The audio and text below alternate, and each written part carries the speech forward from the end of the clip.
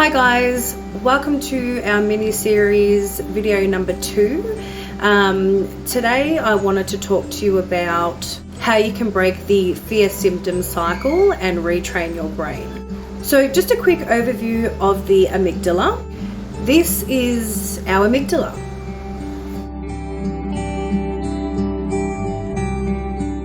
And it's a part of the brain that essentially activates the fight, flight, freeze response.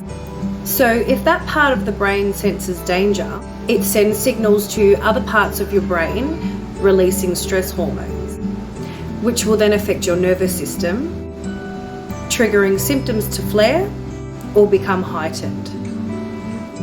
It's important to know that the amygdala also predicts threats. So you could be in a situation that causes you no stress or danger whatsoever, and it will activate that stress response with no initiative from you. The amygdala is also a part of the brain that's responsible for processing negative emotions, such as fear and anxiety. Also responsible for processing positive emotions, such as happiness. So our brains have the ability to learn and grow as we age, and that's a process called plasticity. And that is essentially the process that we're trying to tap into to break out of that fear symptom cycle.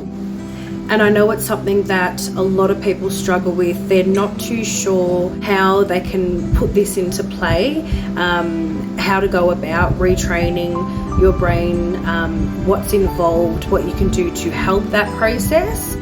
So I wanted to try and give you an example of perhaps something that might be beneficial to you, help you work your way through that plasticity process. So I've got a little clicker here, and this little clicker represents the stress signal in the amygdala.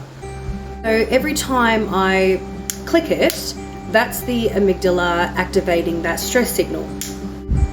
So if you can run with me for a minute, I want to look at a potential scenario to give you an example.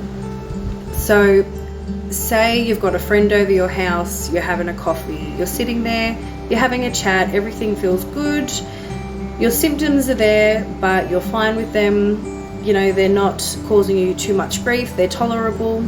There's nothing in the environment that's stressful or that's dangerous. You know, you're just sitting there having a coffee with a friend. But then all of a sudden, something doesn't feel right in your body. You know, you start to feel something there. And the more you think about it, the more you start to feel it, and the more you start to get worried about it. So what that's going to do, that's going to keep triggering that danger signal. So what's essentially happening, as I noted before, the amygdala can activate it without any prompt from you whatsoever. It can just, on its own, like, oh, I feel like I'm in danger.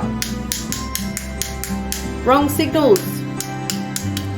I'm just chilling on the couch. I'm just on the phone to a friend. I'm having coffee with a friend. Danger.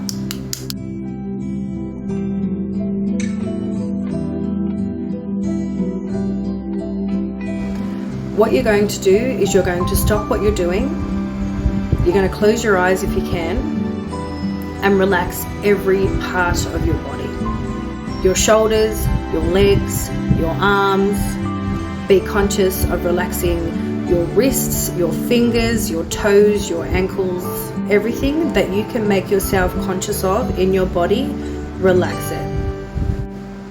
Then what you can do, and this is something that I have personally done over the last couple of years when something like that had happened to me, envision that there's this little button or little trigger that's going on in your brain that's being triggered, and you're going to remind yourself that it's just your brain sending the wrong signals.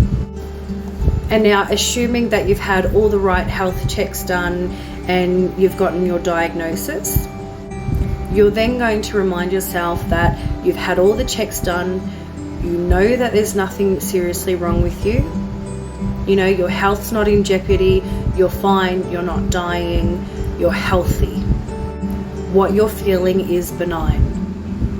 There's nothing wrong with you, it's just your brain sending unwarranted signals. Then what you're going to do is you're going to open your eyes and you're going to continue with what you were doing. And every time you do this, it's going to get easier to do. I've said this a lot in my posts as well.